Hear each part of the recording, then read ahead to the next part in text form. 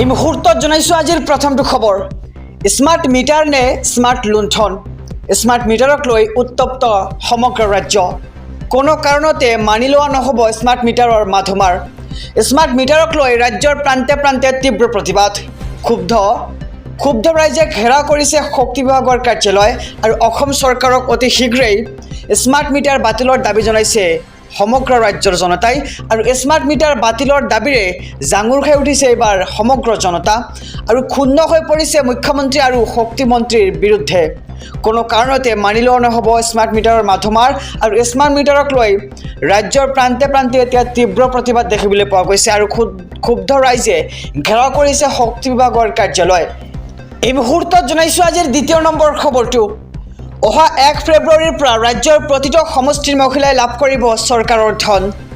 ৰাজ্যৰ 12 লাখ মহিলাই শীঘ্ৰেই লাভ কৰিব চৰকাৰৰ ধন আৰু সমষ্টিয়ে প্ৰতি 10,000কৈ মহিলাই লাভ কৰিব চৰকাৰী ধন। আৰু মুখ্যমন্ত্ৰী ডক্টৰ হিমন্ত বিশ্ব শৰ্মাই এই সন্দৰ্ভত কৰিছে ডাঙৰ ঘোষণা। চৰকাৰী ধন পাবলৈ কি কৰিব লাগিব মহিলাসকলে? অহা 15 ছেপ্টেম্বৰৰ পৰা আৰম্ভ হ'ব আবেদন প্ৰক্ৰিয়া আৰু ৰেচন কাৰ্ড থকা প্ৰতিটো পৰিয়ালৰ মহিলাই লাভ কৰিব চৰকাৰী ধন। আৰু ৰেচন কাৰ্ডৰ সৈতে লিংক হৈ থাকিব লাগিব আপোনাৰ আধাৰ কাৰ্ডখন। আৰু আহি গ'ল অৰুণোদয় 3.0ৰ বাবে নতুনকৈ আবেদন।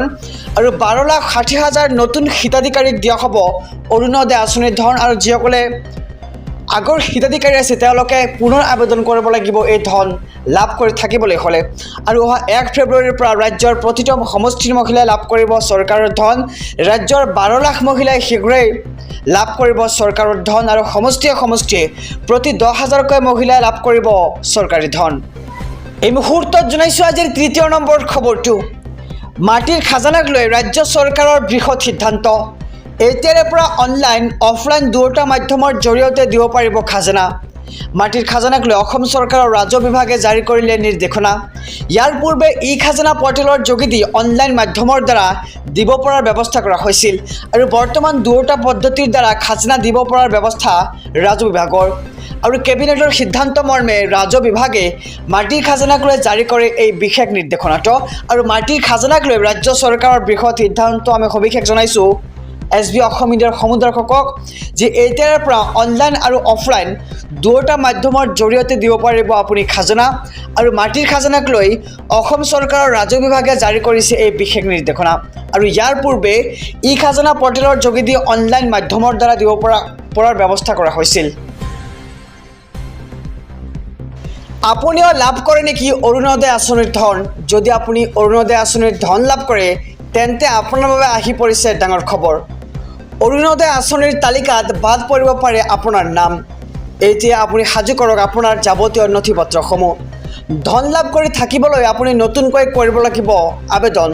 আৰু অহা 15 ছেপ্টেম্বৰৰ পৰা ৰাজ্যত আৰম্ভ হ'ব অৰুণোদয় 3.0।